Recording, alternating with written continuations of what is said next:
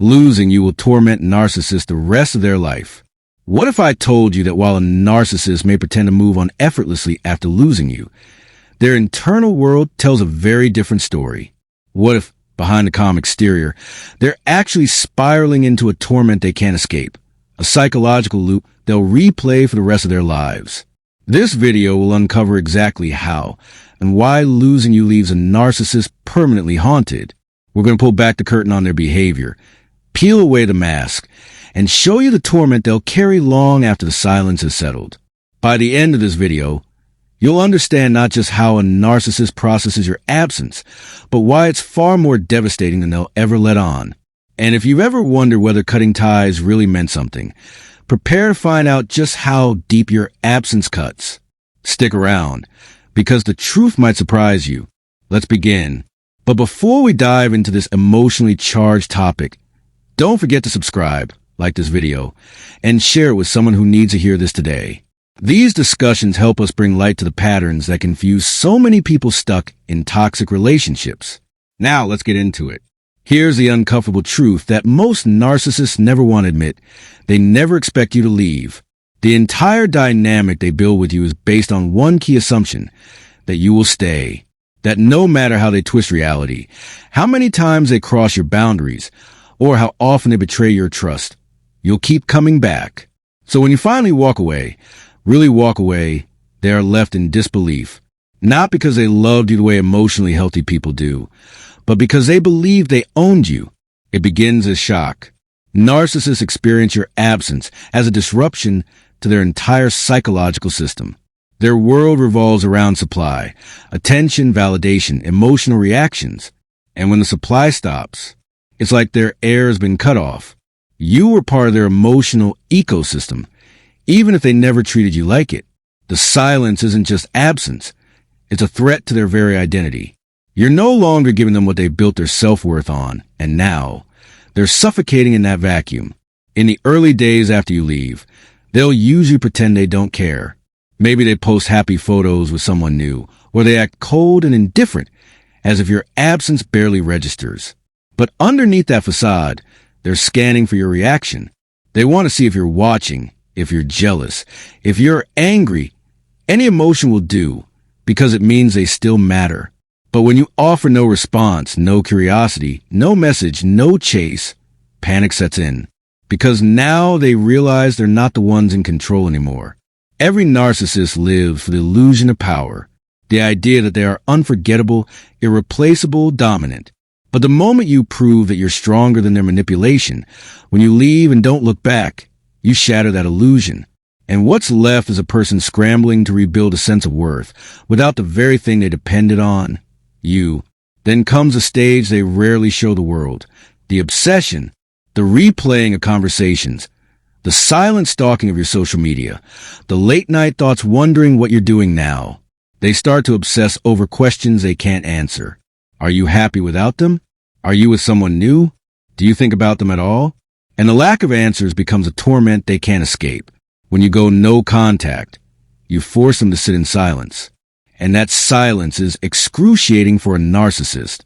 It mirrors back something they've avoided their entire lives: the truth of who they are without someone else to reflect their importance.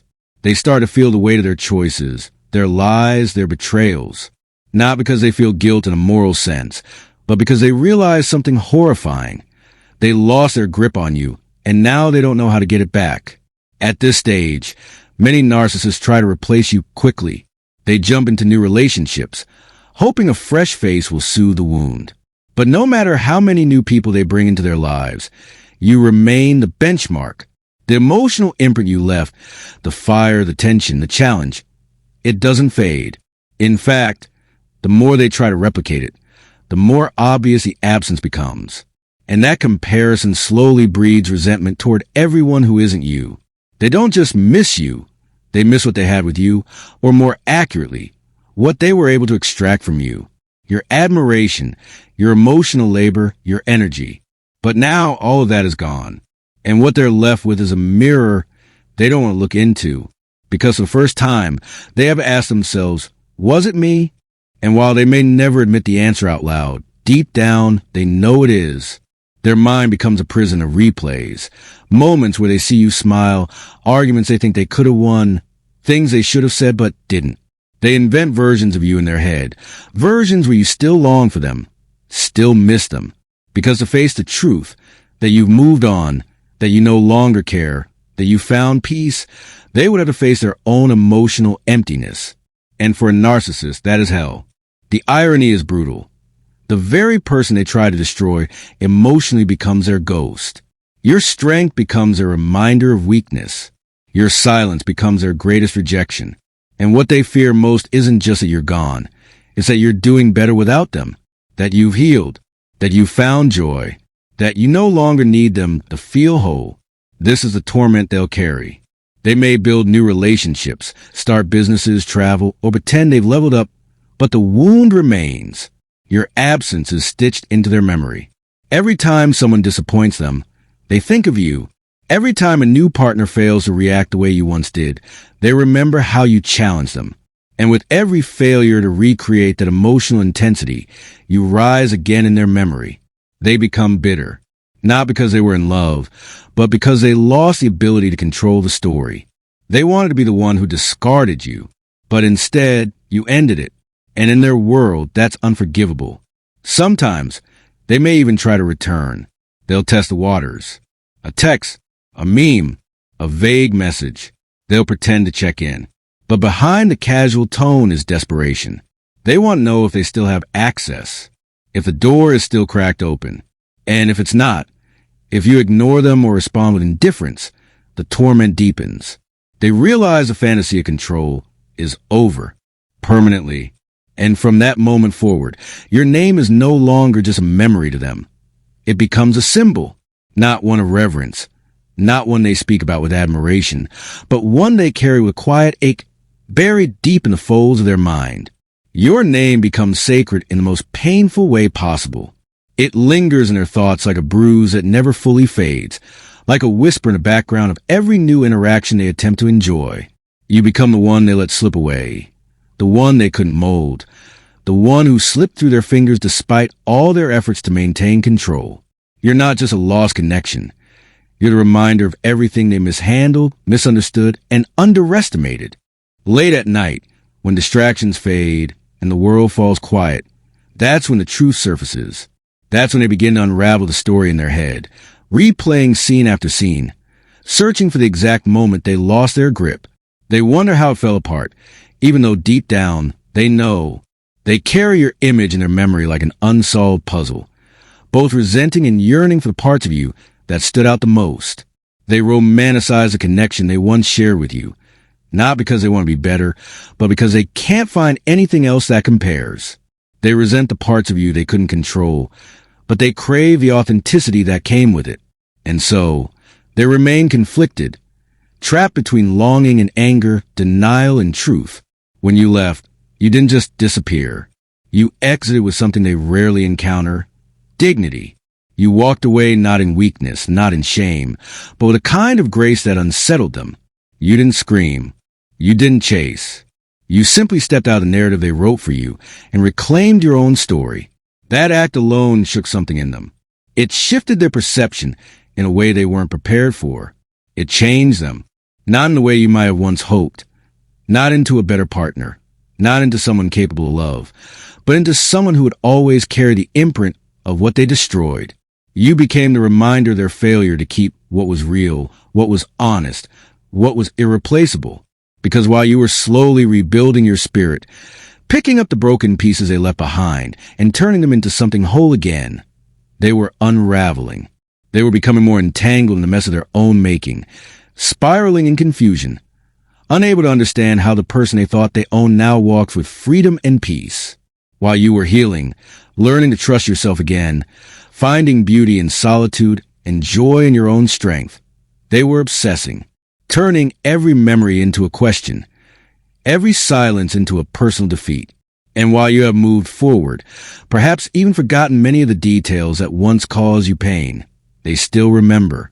They remember in fragments and flashes, in smells and sounds, in places and moments. They remember every time they feel rejected, every time they see someone else strong, independent, unshaken. They remember every choice they made that pushed you away, every word they threw like a weapon, every manipulation that finally failed. They remember not just the loss of you, but the loss of control over you. And in their world, that is the most devastating form of loss. Because it wasn't fate that ended things. It wasn't bad timing or miscommunication. It wasn't some external force. It was them. It was their behavior, their decisions, their unwillingness to take responsibility. That truth doesn't go away, it stays. It haunts them in quiet moments, in unexpected memories, in every failed attempt to replicate what they had with you. And that is a unique kind of torment, one they can't manipulate their way out of, one they'll carry, whether they show it or not, for the rest of their life. Thank you so much for spending your time here with us. If what you've heard today touched something in your heart or brought you a sense of understanding, please take a moment to subscribe to this channel. By doing so, you'll receive more thoughtful insights like this. Content designed to help you make sense of difficult experiences and reconnect with your own inner strength. And if you found this video meaningful, please don't hesitate to click the like button and share it with others. Someone you know might be silently enduring what you've just survived, and your share could be the very thing that brings them clarity and peace. Remember, you are not alone in this journey. No matter how isolated you may have felt or how much self-doubt you've carried, know this: you were never the problem. The way you loved, the way you tried, the way you cared deeply, it was never a flaw. It was your strength. And even though the narcissist in your life may have tried to twist your light into something small, your truth has always been bigger than their illusion. You were not a mistake in their story. You were the wake-up call they never saw coming. You were the truth they tried to silence. You were the boundary they couldn't break. You were the lesson. And whether they ever admit it or not, that lesson will linger in their mind and in their heart for the rest of their life. Your story is not over. In fact, this is just the beginning of something more powerful. Keep going. Keep healing. Keep choosing yourself.